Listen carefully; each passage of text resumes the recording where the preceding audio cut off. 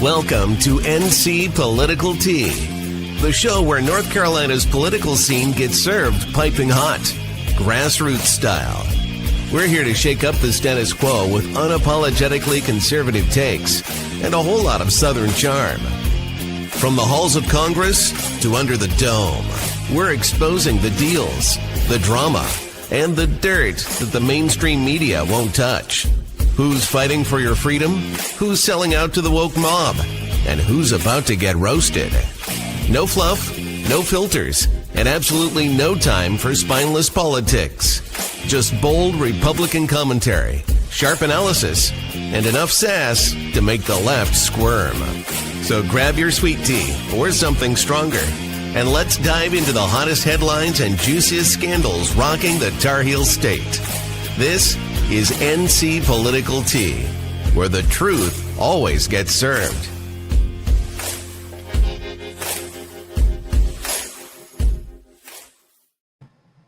We're off of vacation. Sort of off of vacation. Now that the pool is fixed, there's permanent vacation. Wow. Okay. I love it. Welcome. I missed you guys so much. I've gotten so many messages, we both have, about where are you guys? I mean, kind of like prying, actually. You guys have been prying into our business. Where are we? Well, you know, kids, family, getting a pool fixed, going to court, all kinds of fun stuff. I've been traveling. Yeah, you have been. You went to Vegas, DC, New York, Southern California. Right. I mean, wow. You're a world traveler. It's great to be back. I'll tell you, I've been living out of a suitcase for about 6 weeks now. I'm so happy to be home. I'm happy to be with you. I've missed you, sister. I know. We don't even we usually talk at least once a day, and I swear you go on vacation and it's like you're gone. Like well, I was working. I wasn't totally off the grid, but close enough. I'm glad to be back in North Carolina, because the time that we did all this stuff, there's a heck of a lot of news going on. Well, I'll just be honest with you, Sloan. We're ramping up like we were before, and it's going to end up being one of those seasons where we're going to be doing multiple shows towards, the vote time. Well, next week we already have some guests lined up. We've got Labor Commissioner Luke Farley on to talk about the intersection of getting immigrants, illegal immigrants, that is, the hell out of here and cooperating with the feds. A lot of people have questions about that. And so we're going to get those answers straight from him. But first of all, let's get to the North Carolina news of the day. The day. That's right. Within the last few hours, if you will. Right. Yeah. So it's going to wasn't always this hard, because being in the middle class meant something. You could afford a home. Your kids went to good schools. Your job paid enough to cover the basics. And most summers you could get away for a few days. For the most part, life was pretty good. I'm Roy Cooper, and I know that today, for too many Americans, the middle class feels like a distant dream. Meanwhile, the biggest corporations and the richest Americans have grabbed unimaginable wealth at your expense. Okay, so we know Democrat Roy Cooper's in, but listen to this. Wait, just 1 second. At your expense, this man locked us down for 685 days. Yeah. And you're gonna get all into it. You're gonna give a blow by blow, but the guy sounds like an agrarian populist. He sounds like Andy Griffin. Okay, but I'm telling you, I like the ad. Listen. It's time for that to change. I grew up in Nash County, working on the farm every summer. My mom was a public school teacher. My dad, a small town lawyer and farmer. It's where I started my family, taught Sunday school for years, and started my law practice that helped everyday people and small businesses. When you made me your attorney general, I prosecuted criminals and took on scammers, big banks, and drug companies. When you made me your governor, we balanced the state budget every year and worked with Republicans to raise teacher pay, recruit thousands of better paying jobs. Okay, bipartisan. Common sense is sounding good. He didn't work on any of that. He vetoed. He had more vetoes than any other governor in history. Keep going. All right. And expand Medicaid to more than 650,000. That was Republicans, and we hate that. Anyway, let's carry on. 1,000 working North Carolinians. But right now, Our country's facing a moment as fragile as any I can remember. And the decisions we make in the next election will determine if we even have a middle class in America anymore.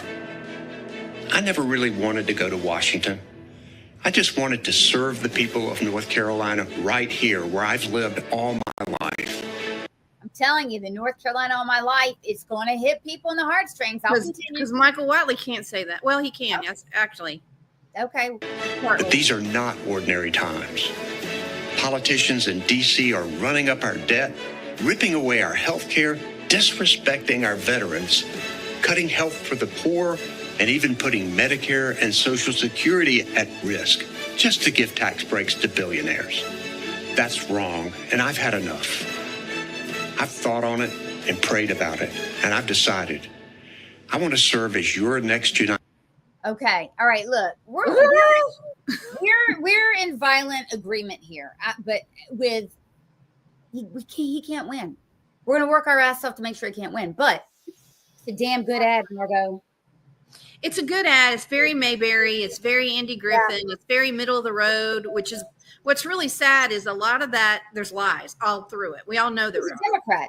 Well, but I mean, we have factual data that shows that, first of all, he didn't do any of that. The legislature did that. He didn't do any of it except sign the bills because he didn't work with Republicans. Republicans told him what to sign and he either vetoed it or he didn't. But I think, yeah. Go ahead. Well, if you're watching out of the state of North Carolina, or even if you're in North Carolina, I will tell you this. The governor is a figurehead, basically. The lion's share, and I'm talking about 80% of governing the state happens to rest in the House and Senate, and in particular the leadership. And so for the last 20 plus years, Republicans have been in that role. So whatever's good or bad, you can kind of attribute it to the Republicans, right? And so the thing that always pissed me off when he ran, or when he, was serving for 8 years, I mean, the man's been elected 6 times, right? The thing that pissed me off is Republicans never, figuratively speaking, politically speaking, punched him in the mouth. I don't mean physically. I mean, with no, they let him get away with it. They let him get away with. He started the rape kit issue that caused us. It wasn't Josh Stein that started under. It started under Roy Cooper. They let him get away with the Medicaid expansion, which they bought into, and that he gets to claim happened because of him, which really pisses me off. He locked this state down for 685 days and murdered people in nursing homes. I will never get over that because I lived it. I was a MAT team member. I was the only person allowed in the local nursing home. I watched people through the window cry to watch their parents while I was in the room. Ridiculous. Yeah, I mean, look, while, liquor stores were open, abortion clinics were open, strip clubs were open. He kept them running as efficiently as a Swiss watch. Everything else was shut down. Churches, my synagogue, we couldn't go. Schools, obviously, and we need to keep remembering that. But my concern is that is so distant from people's memory that we really listen, Sloan. Yeah. Western North Carolina will never forget the way Roy Cooper treated us. Western North Carolina is never going to forget that he was at a flipping climate control conference in New York City while we were down here suffering and living in water up to our neck, literally losing their homes. And he did nothing to help us. We're not going to forget that. Well, that has to be put into memory. I just want to give you a quick overview, okay, of kind of where we are. And we're going to really, really dig into this, you and I, because, we've got a lot. Like I said, we've really missed a lot. So let's kind of zoom out. Nationally, the Democrat Party is an absolute free fall. Coming up, we're going to really dig into this Gallup poll showing the party's favorability ratings. Literally, it's dropped to 34%. Now, that is the lowest rating since Gallup has been doing this back in 1992. This rating is worse than the Democrats' approval rating back in 2014. That is the year they lost the Senate and they got their ass kicked coast to coast. That's a seminal year. They're tracking 5 points below that right now. What's more damning? Democrats in this poll don't even like Democrats. Only 73% polled said they view their party favorably. That number was 87% about 3 months ago. By contrast, us, Republicans, we're holding steady.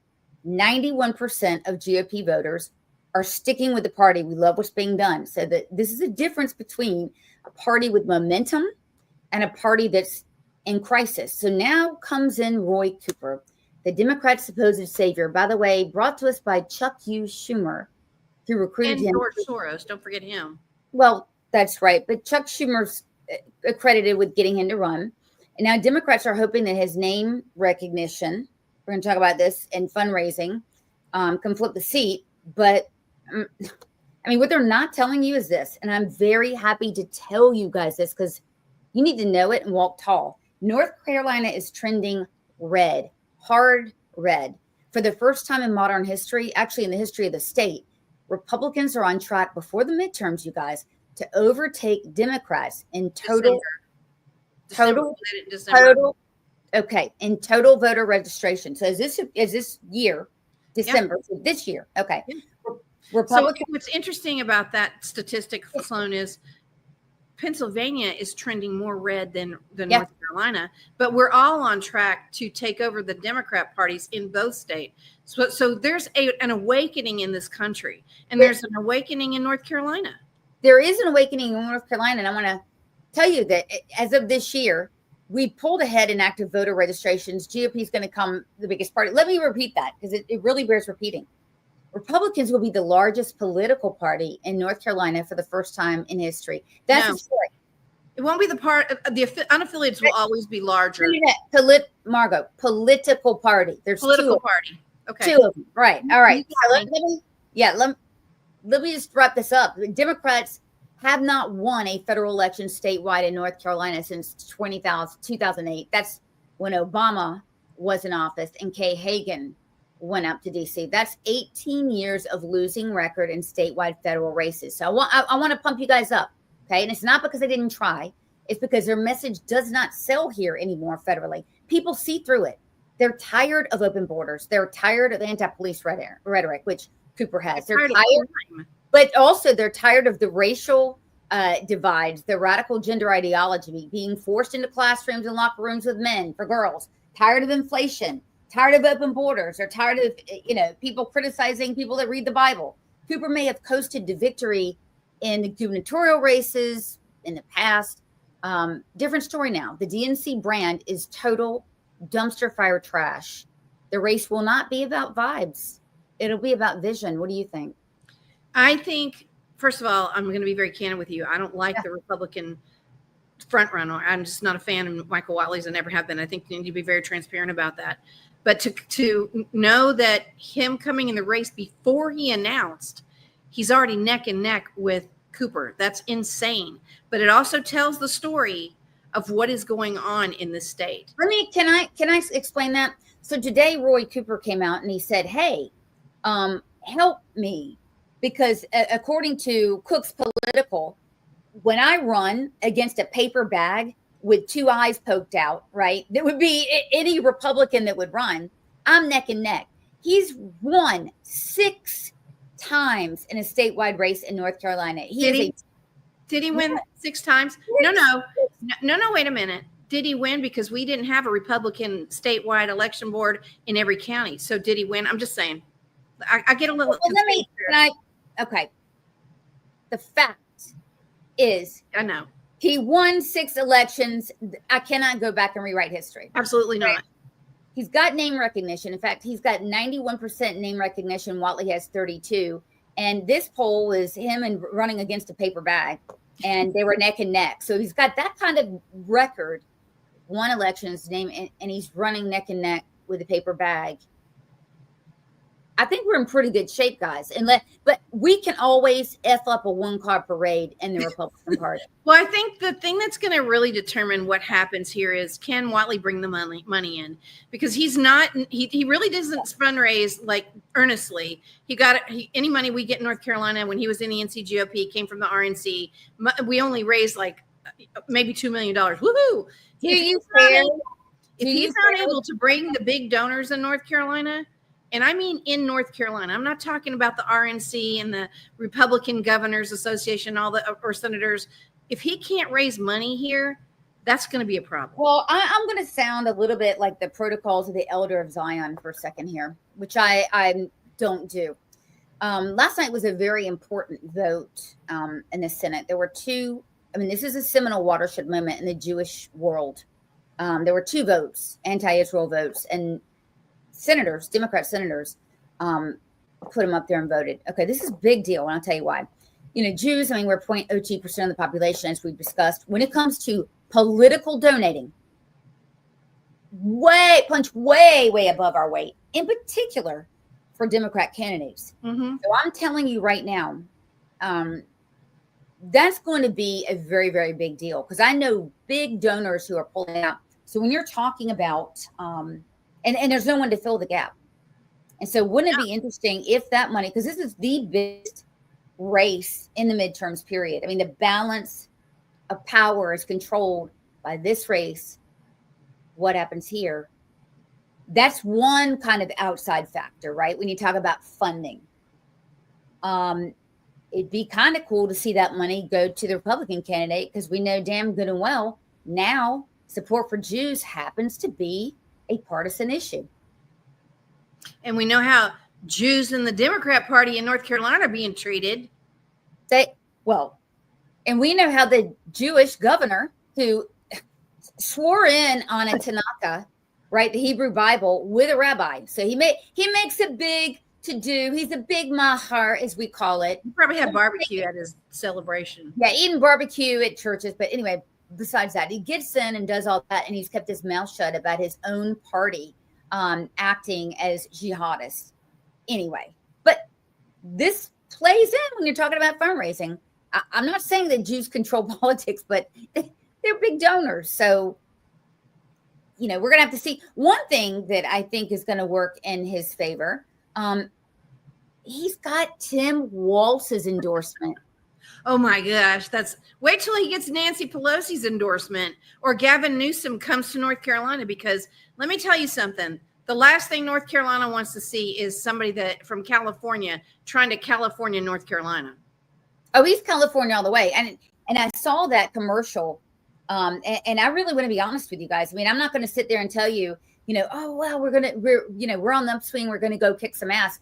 I mean, it looks good on paper. Well, but let me just say, I've watched Michael Whatley speak at events locally. I've watched him nationally. I've watched him on television. He's not a good speaker. I mean, I'm not saying that he can't articulate. I'm saying he sounds like Kermit the Frog. His voice is not, it just doesn't enunciate like a soft Andy Griffith voice does, like Roy Cooper's does. And these things matter. That resonates with older voters. And these things matter. It is my opinion that we really need to lean heavily on the poisonous, toxic brand of the Democrat Party, because I'm telling you what you already know. I want everybody to know this. Roy Cooper is going to take the Democrat line. That Democrat line is going to take this country straight into hell. So when I compared Roy Cooper, I compared him to Warnock in Georgia, because that's the radical reality of this man. When he runs, he's a minister, he's a preacher, but he's really not. He's communist. Let's just be honest. Yeah. And I try to find people that are close in our proximity that Roy Cooper reminds me of, and Warnock is probably the closest one, because he's a radical, dressed up as somebody, a priest. A man of God, of God, if you will. Correct. Didn't he run over a girlfriend or something like that? His wife, he ran over her foot. Yeah, but I mean, I think there's going to be so much more to talk about within this race, who he hangs out with, the pedophiles, but let's just be honest, they both do. Okay. Well, wow, we're throwing a lot of stuff at the wall. Okay, so it says he raises $3.4 million in his first 24 hours, and I want you to see how they do the headline. Says his campaign staff, right? According to his campaign, 3.4 million first 24 hours Senate bid. This isn't unusual. The one thing that I think that Whatley has coming into it is fundraising. So if you okay, I don't. I'll be honest with you. The head of the RNC, Margo, the head of the RNC is going to be able, he is connected as hell if anyone can do it financially. Okay, I'm taking the man out. Whoever, head of the RNC, I'm telling you, the man is connected. He's going to be able to pull it off. And I'll just say the money will not come from anywhere but mostly from the RNC. And that's sad. Well, we will have to see. We have the seat. It's very, very important.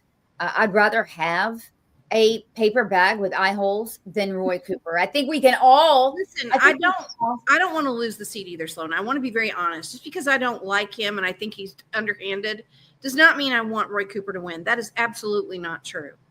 But I don't think he was the best pick. And when I had conversations with congressional people who are in Washington, they were surprised that he was chosen because that was not the talk that was going on in the back room.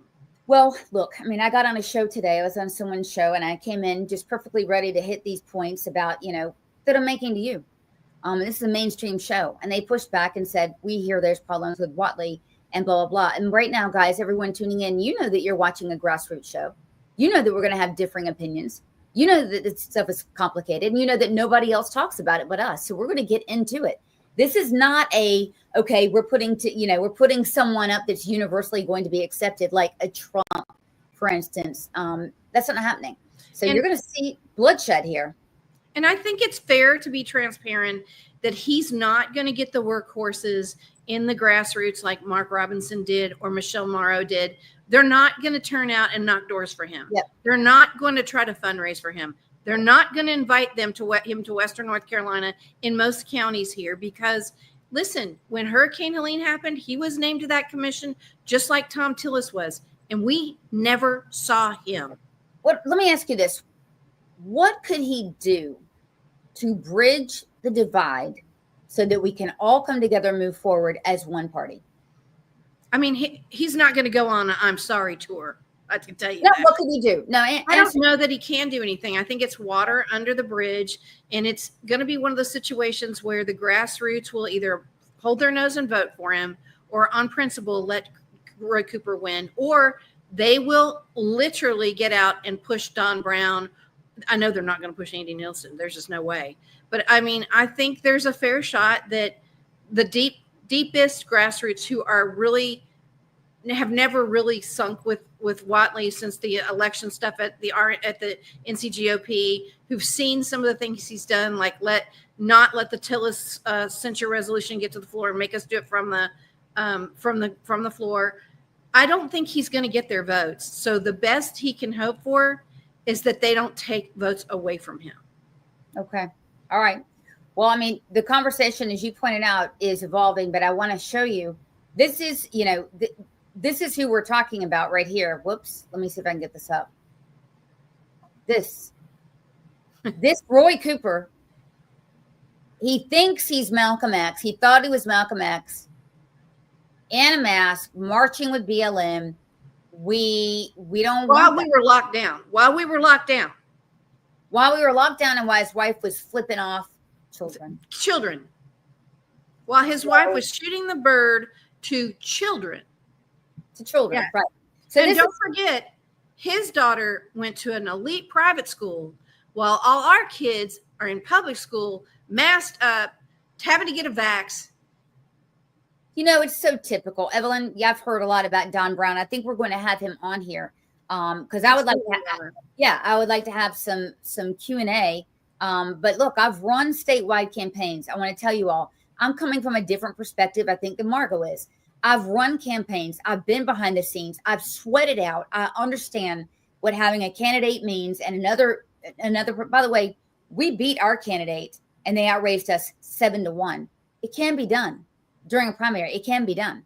I don't know if it can be done in the Senate, but it can be done in a statewide. I've done it. So I totally get it. But I also like to be, Margo, especially because we hadn't seen each other in a while, I like to be a pain in the ass for you sometimes. Listen, if you weren't who you are, I wouldn't love you so much and want to be on the show with you. I know. We don't have to agree on everything. Listen, I do not want to lose our Senate race to a Democrat. That's a fact.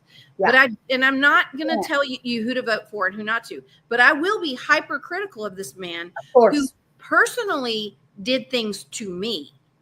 Absolutely. And I felt the same way about Tillis. And so this is an evolving conversation. It's just beginning. But let's get on to a subject that we can both bite off on, and that is the favorability rating of the Democrat Party. Look at that. I mean, so this is when they ask your rank and file American. It's a high-powered study, so that the N on this, the sample size is really good. 34%, and that is the lowest, and you can see that. And by the way, Gallup, not a right-leaning organization. Okay, so America, just America in general, the favor of the Republican Party is 4 points higher than the Democrats. Let's see if that was. I can't really get a reading on here. Okay. All right. So it's, yeah, let's look at 2004 here because, 2001, actually, that was the peak. That was after, 9/11 and we were, yeah. Okay. So this is kind of interesting. How do partisans rate their own party? Look at that. This is telling. Democrats are not happy identifying as Democrats worse than ever. We must capitalize on this. We have to. And I think, because we're going to get into this later, I think it's going to come from Black voters. And we're going to talk about that in just a second. So check this out.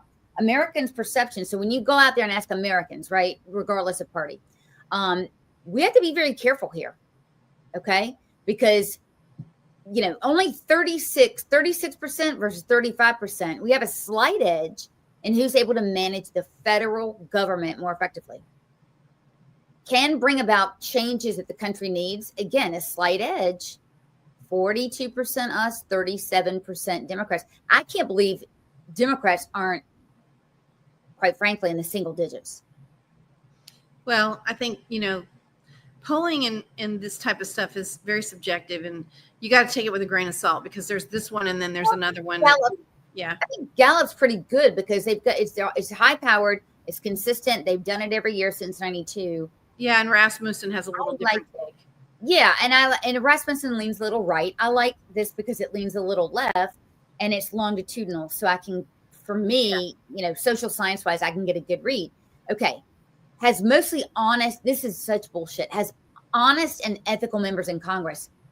39% for Democrats and 31% for us. What is going on here? Okay, so check this out. Guys, this was in Gallup today. I want to give you an example of what abject bias this is. And it is abject bias. Okay. It says Democrats regain advantage. Okay, but look at the bias in here. However, these changes in party preference occurring at a time when the Democrats' party image is at an all-time low and slightly worse than that of the Republican Party. Slightly. And Americans no more likely to believe that Republicans are better at managing the federal government. And shifts in party affiliation, ding, ding, always shift from the ruling party during midterms. So when we read between the lines for Gallup, I just wanted to prove to you, when I told you, audience, that they lean to the left, I wanted to show you. See what I mean? Yeah. So I think the numbers are probably a little bit better than that. And all this is to say, it's my opinion that we're going to win elections, no matter if they're sheriff elections, no matter if they're DA elections, which are critically important, to state house, by pointing out that the Democrats, they're a shit show. They're dangerous. Listen, all you got to do is do some clips from this last session of that woman in Charlotte running her mouth about how we're not supposed to have a 2A right, who's a lawyer. They're hurting their own self. Oh, I know. Well, yeah. Okay, so this is just a snap poll that was just in. It's pretty ridiculous. This is bad news. Bad news. And this is what Roy Cooper put up there. He said, you know what, guys, today, if I ran against a paper bag with 2 eye sockets cut out of it, it's a Republican. That I'm neck and neck. can you please help me? Who in the world would put up, I might lose? Right. Well, the whole thing is if I ran against a generic ballot and I have been elected 6 times and I'm going, if I'm your campaign manager, I'm going to beat your ass. Okay. This is just proof, right? This is to change. This is for last week. Yeah. By the way, this is Andy Jackson of Locke Foundation. Hi, Andy, and your little icon. And Andy has a Substack. You're welcome to join it, but join ours first. You better join ours first, or we're going to hurt our feelings hurt. Yeah, you don't want to hurt our feelings. You don't want to do that. Okay. And so what do you make of this? I mean, and this is, by the way, a typical week. Well, I think that we're going to see more and more of this as the roles get fixed. We know that that's happening. Chris Cooper, who is a professor over at Western Carolina University, even commented about the cleanup of the rolls, you know, what's going on based on the Jefferson Griffin debacle court thing. And I will point out that he said Cherokee County is at the top of the list for getting those registrations cleaned up and fixed. I think that's part of it. But I also think people, you know, Sloan, people vote in a presidential election because they want to vote for president. But then they forget about all these other elections. And I think we're starting to get in muscle memory of reminding them. And they're going to have to hit the ground. They're going to have to hit the ground and get more. But I'm glad to see it. But you know what's really scary is the trend line. If you look by county, the same counties are picking up more Democrats. It's not, we had one county flip, and I'm sorry, I don't remember which one it was. One county flip by 0.4% this past week. But it's the same counties are just picking up more Democrats. It's not like they're proliferating into other counties that were Republican. The counties that are Democrat are picking up more Democrats. We had one Democrat county flip by a quarter point. And the red are getting redder. Yeah, that's right. Yeah, but we have more of them. But let me also say this. So the middle in North Carolina is shrinking. The swing votes are still there, and they're so powerful. But they're moving. In the last decade, they've been breaking right. Correct. Right? Suburbs are becoming more open to Republican messaging on crime, particularly rural education. For sure. Yeah, well, suburbs, crime, education, cost of living, and all this woke garbage. There's really no longer the purple state that the Democrats wish it were. It's a Republican-leaning battleground. And come 2026, they're going to find out this the hard way. I think the couple of places that we need to pay attention to that are red, that have challenges, I think New Hanover County's got a problem. That Ted Davis dude who decided not to vote for constitutional carry, that may cost him. And then the guy Brinson, who's from Robertson County, Sampson County, who also didn't vote for it. Those two counties, two areas. They've got another chance on August 26th. Well, let's see what happens because they're getting do it. Well, that's the thing. That's what we do here. We roast the hell out of Republicans. They act like Democrats. They're trans Republicans, and we're not going to have it. Well, I think the other part of that is, I mean, I know personally there are some House members in North Carolina who are not feeling comfortable, even in Western North Carolina, based on Josh Stein, Jeff Jackson, and all those guys coming up here and acting like they fit in, which we know they don't. So they're worried. I'm telling you, they're worried.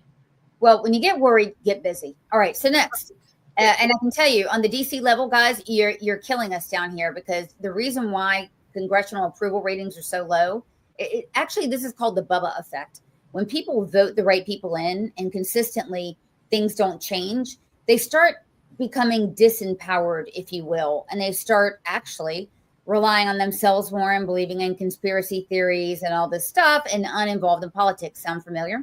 Well, we have a situation brewing, and I'm going to talk about it for a second here.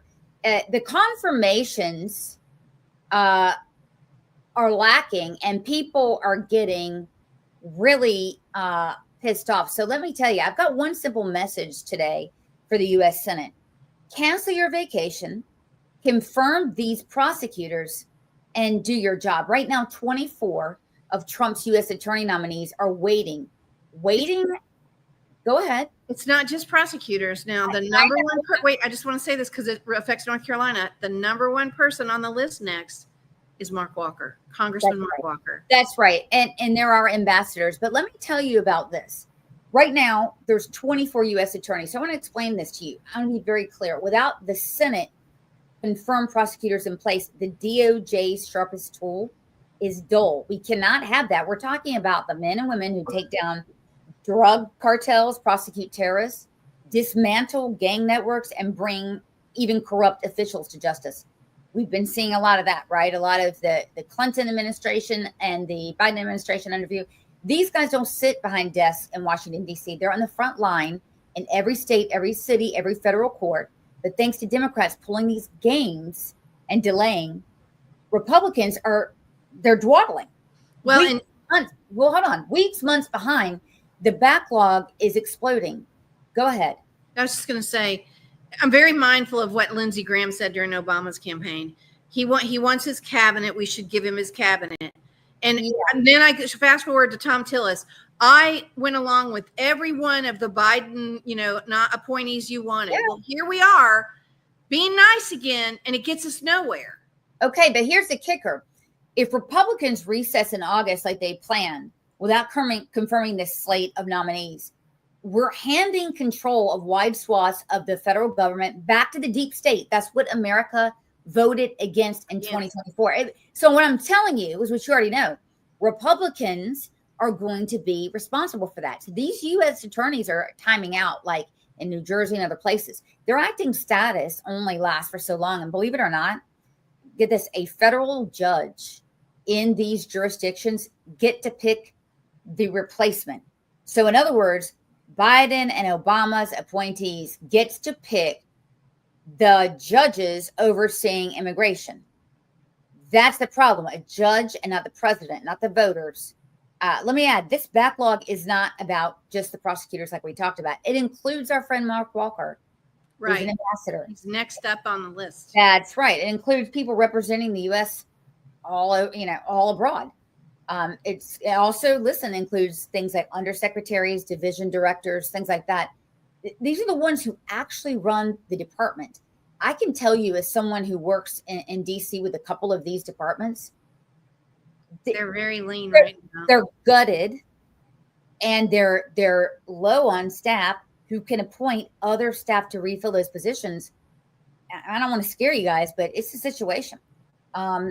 We know the longer we wait, the more the pile of these approvals goes. I mean, we're talking about today 150 nominees just sitting in the queue. At this rate, they're not going to get through them till like April 2026, which after that time, there's going to be 200 more. So look, we're stuck in a game of bureaucratic whack-a-mole, and every day president's agenda gets throttled, and we're going to be shortchanged and behind the ball. So I'm hearing that Senate leadership will not take a recess.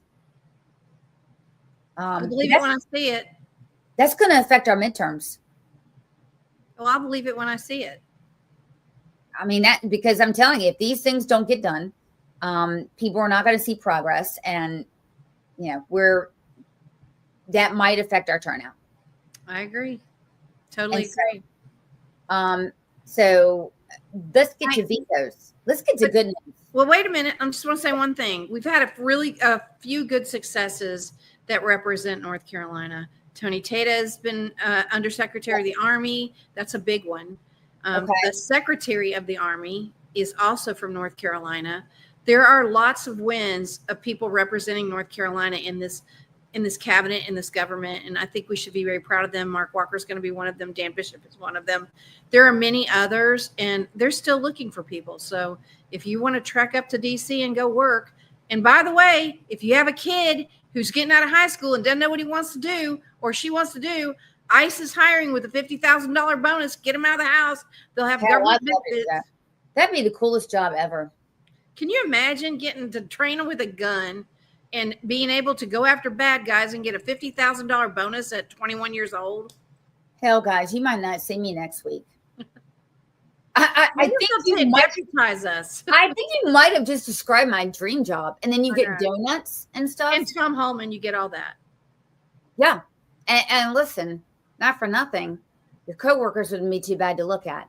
But anyway, they've all got masks on. That's what everybody complains about. You know that, right? Oh yeah, I know. Okay, so we've had some great success here in North Carolina, and I've had a lot of representatives, and thank you for doing this, personally reach out to me over the last 2 weeks and say, Sloan, where the hell are you guys? We've been doing great things up here at the General Assembly. And What they do you have. do? Yeah. But we wanted to wait for it all to get done. We still got more to do, but we got a bunch done.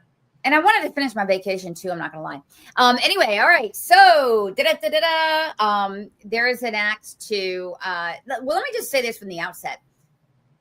In the General Assembly, okay, the Senate, we've got the majority, right? Republicans, we.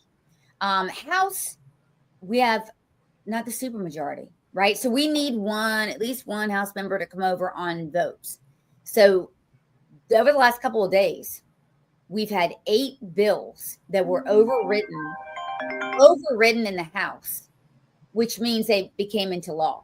So do you understand that Josh Stein is pretty much of a lame duck? His own party has voted to veto, right? Or to override the veto of some common sense laws we're going to talk about. This normally happens, Margo, at the end of someone's 4-year tenure. No, this is the statement we're making. We're making a statement here. First, we're going to find somebody that will join our side. Secondly, you're not the boss of us. Correct. So now you can see in Raleigh, Where the power is.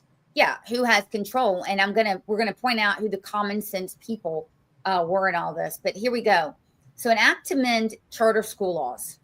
So right now, the state school board of education approves charter schools, and they're all flaming Democrats, and they hate charter schools. So needless to say, these charter schools in much needed areas like rural areas are being stifled. Charter schools can move, evaluate teachers, class ranks, no red tape. So in other words, if you want to move, from one charter school to another, you can do it seamlessly. The only thing I would tell you about this is the funding and crackdown on mismanagement. I hope that really comes true. Yeah. If you haven't been involved in a charter school that has gone under, we have here, and it is very disappointing to find out that people absconded with the money. Right. And the doors are closed the next day, et cetera. In the middle of school year. Yeah. So there were 3 crossover votes. Cecil Brockman, which has crossed over with us a lot. Carla Cunningham, which I'm starting to have a lady crush on her. And Shelley Willingham. Okay. All crossed over because they've got, a lot of charter schools. Yeah. I mean, they've got a lot of schools in their district that a lot of students that need to be served.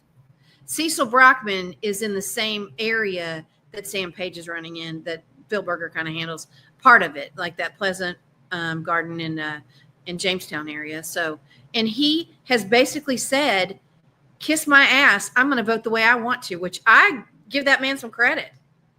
He's said that for a long time, and his own party treated him terribly and said pretty terrible things about him. They've accused him of mental illness. They've been terrible to him. You're right. Yeah. So, that's what happens when you step out here. This one I love. Okay. We've been talking about this forever. This one we had Common Sense Carla is what I'm going to call her. She is amazing. Come over and vote for this. You have to cooperate with ICE. It's going to close federal loopholes. Prevent state funds from being used by illegals. I hope you have that video of her because I did. She was amazing. This is very common sense. So they're not assimilating. That's what she said. That's right. Why should Medicaid and food stamps be given to illegals? No. Hold cities and counties accountable by waiving their legal immunity if they violate state laws. Good. Prohibits UNC from adopting sanctuary policies. Because they were threatening to do that. Now listen to Brian Echevarria, our friend, talk about this for a second. He was pretty pumped up about it. In America that has the power to deport anyone. So you're going to hear people, and you've heard people argue about mass deportation, except that's not a state that does that. And just to be clear, if there is an American who is arrested and they are suspected of federal crimes, that person, whether you're in Cabarrus County, Wake County, Mecklenburg County, should expect a federal officer to come and pick them up. And that's as Americans. So as Americans, we don't have the right to say, I'm not going from local to federal authority. So that's an interesting thing. But now our sheriffs have the power to collaborate with ICE, but only the federal government can actually deport someone. So all of the fear mongering, this isn't about legal immigrants. It's only illegal immigrants that commit a crime. That's the only thing this bill addresses is undocumented illegal immigrants who commit a crime. That individual can be held for 48 hours and ICE will be notified so that they can answer for their illegal immigration if there's anything to answer for. And okay. So, I mean, this is common sense. I like to put this on here because Brian is doing these videos now. They're cute. I love it. I actually talked to him about that. I told him it should be called Off the Ledge, you know, because honestly, people want to hear they want to hear the truth. They want to see these guys and gals get in their face like we do and talk about what is going on. Yeah. And yeah, people really want to know, like, off the cuff sort of thing. I have to get him to look at the camera more, but I think he did a pretty good job. I mean, he's not us. He's not us, but well, yeah. He's just getting started. You got to leave him alone. Eric, you know what? He doesn't have the eyewear that we have. Eric needs to give him a bow tie. Okay. We need, yeah. What's next on the okay, but Carla, I don't know how the video for, but Carla, I can't believe that. That's the number one video I wanted to have. Oh, actually, I do. Yes, I do. All cultures are not equal. Some immigrants come and believe they can function in isolation, refusing to adapt. They have come to our country for many reasons, but I suggest they must assimilate. Hello. She said exactly what we all want to see. Mecklenburg County, I think she's in a plus 18 Democrat region, but this bill takes money that needs to be going for Americans, no matter who they are, and it's giving it to illegals. That's our money. That's money for our schools, our health care. Our children. She gets it. So another one that came up, yeah, she's right. I mean, she is right, Eric. But you know what? Democrats are mad as hell at her. Oh, they're really rubbing it in for her. If you're on X and you're following NC Poll, she's really catching it. Hashtag NC Poll. Hashtag NC Poll. Personal Privacy Act. If I donate to a 501c3 that supports young women who decide not to have an abortion and they want to keep their child, for instance, it means that my name and information isn't going to be put out there so that these progressive lunatics can't track me down and do something to me or make me lose my job or whatever. It protects donors. This passed. I don't know if you've ever seen some of those websites, Sloan, where they literally have like the picture of the state, and if you're a conservative donor, they have your name and address on it. You can literally go on there. It is frightening to think somebody's tracking you based on who you give money to. Yeah. Now, I think they should equally do that for eCourt. I think eCourt should not be public, especially after what we've seen children involved in. Yeah. So this passed the Energy Modernization Law. I think you know a little something about this. Yeah. I mean, a lot of people have been saying, hey, it's going to raise our bills. I don't think it necessarily will. You know, Duke Power has asked for the upfront cost to be covered through rates, but at the same time, they're promising that because they can get these power plants up and running faster and substations, they should be able to lower rates. So we'll see how it goes. I mean, anything to get rid of the green energy bullshit. Yeah, and this goes a long way towards that. Here's what I love. Make some noise. Okay, private schools. If you've got trained, because on this, I want to advocate this. Training is everything, especially if you're looking at trying to, if you're sitting here saying that I'm going to use my firearm not only to defend me, that's one thing, but to defend others, it should require a higher level of training. So if you've got a non-public school with teachers with a higher level of training, it allows the option, okay, for schools to do that. Church, synagogues conceal carry on school grounds. Now, my synagogue, I'm not going to tell you where it is, but we do have a day school in it. You cannot conceal carry there, and the day school is not going on at the same time. But the law says anywhere that there's a school, right, and a church or whatever, you cannot carry, which is insane. This makes it legal to do that. And it makes sense because Christians are being gunned down, Jews are being gunned down. And where can you find a Christian or a Jew? Let me think. In a place of worship. That's right. That's how you know you're getting to them. Stronger shield for public officials. Threats for assault on judges now carry tougher felony penalties. I think that is very prudent. It's not just judges. I mean, that guy that said he was going to kill Phil Berger should be in jail. Yeah. Anyone making threats on really anyone's life. Now they need to up the cyber stalking laws and harassment laws for all citizens, and I'll be happy. Yeah. And we're working on that. Absolutely. We've been very open about the terrors of being stalked and having police do nothing about it. It's very upsetting. So we have Laura Budd, who is a dud, who is also from the same county as Carla. So she's from the same county, the same far left. She's an attorney. But you know what? She's a progressive white woman. It shows. All she needs is a cat sitting by her. Progressive white women and Islamists are the undoing of the Republic. And so you're going to hear this ding-a-ling. Thinking that somehow owning it. Hold on. That's not. Okay. Technical difficulties, but we're going to be all right here. And possessing a gun is a God-given right from the U.S. Constitution or the North Carolina Constitution. It's not. It is not a God-given right. Lady will suspend. Okay. So, well, here's what it says. Bear arms and it shall not be infringed.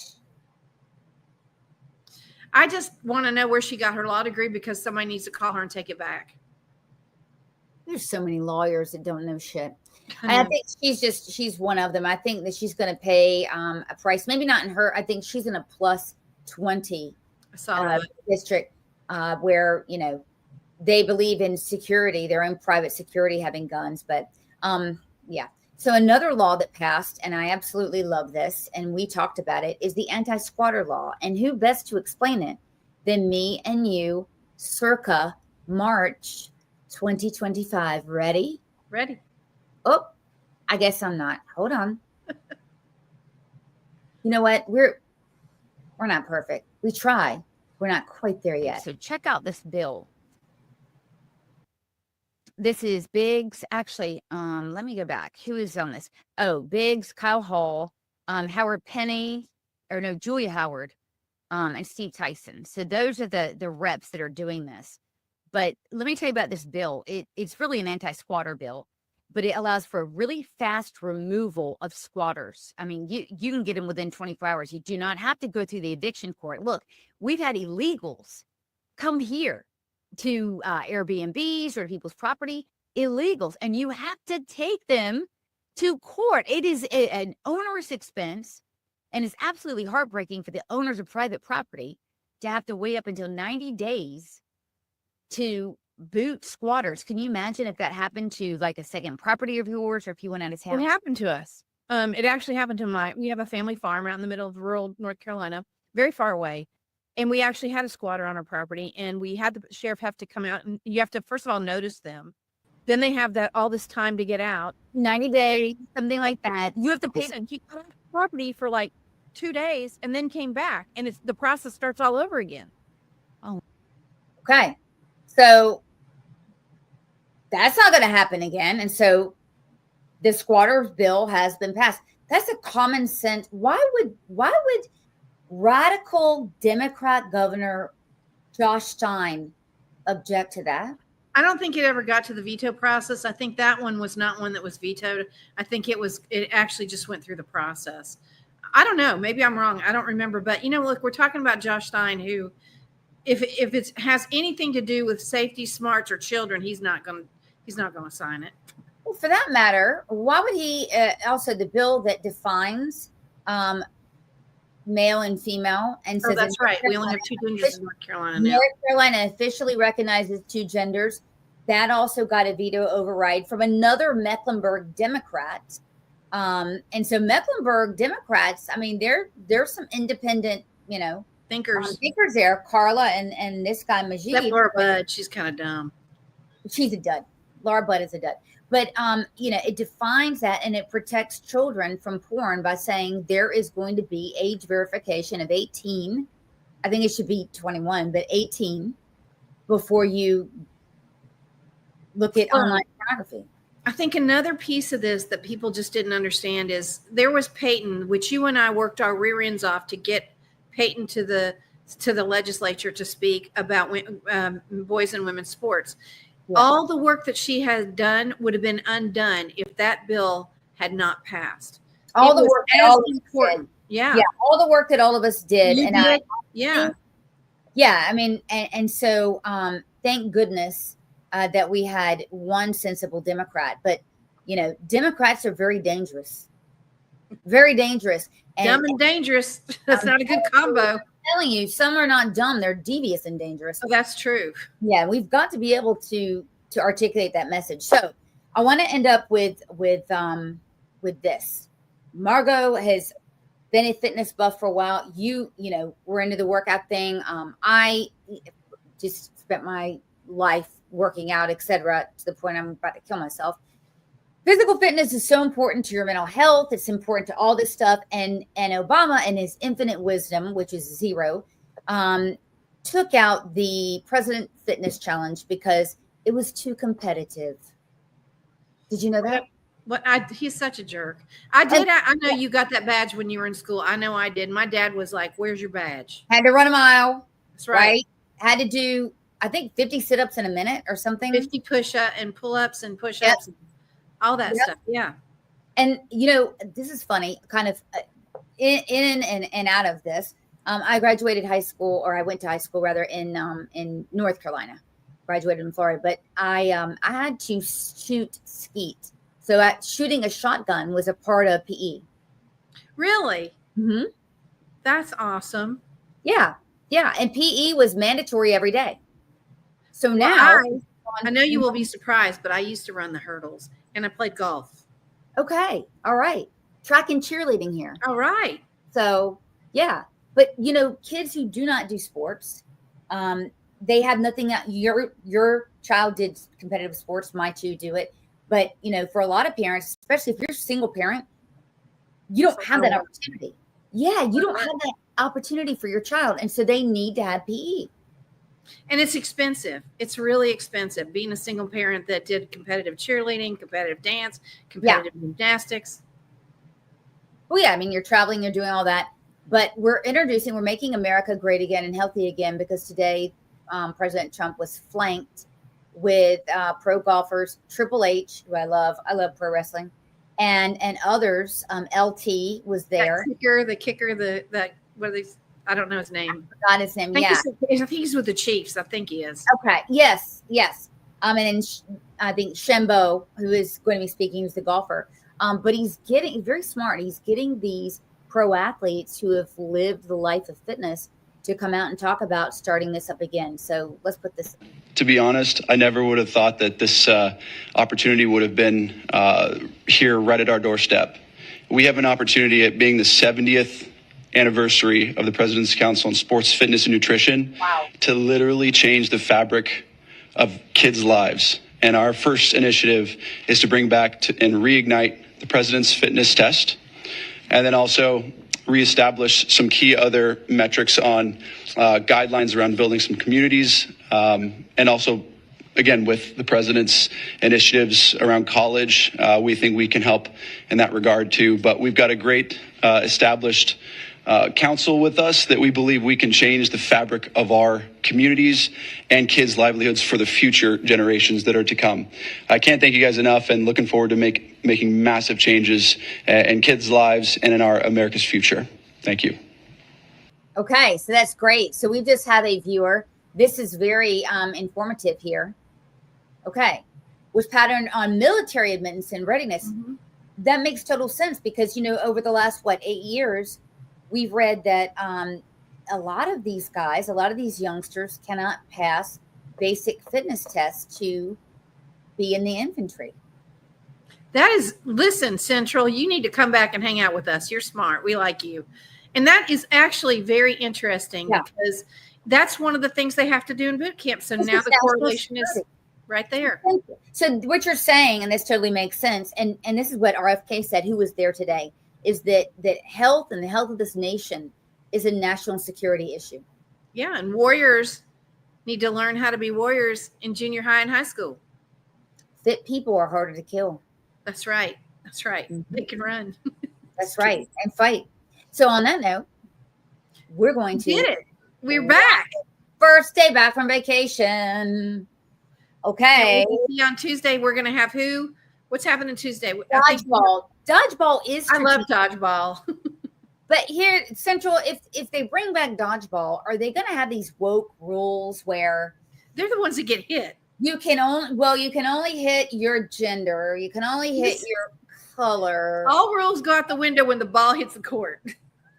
That's the great thing about sports. That's the great thing about sports is that it doesn't matter. Can you ball or can you not? Are you getting hit or not? Yeah. So listen, I want to talk about next week. We got Luke Farley on. We've got Sean on the right. Who knows? Eric Stevenson may come on and talk about what he's doing at the Ledge. You just never know. You never know.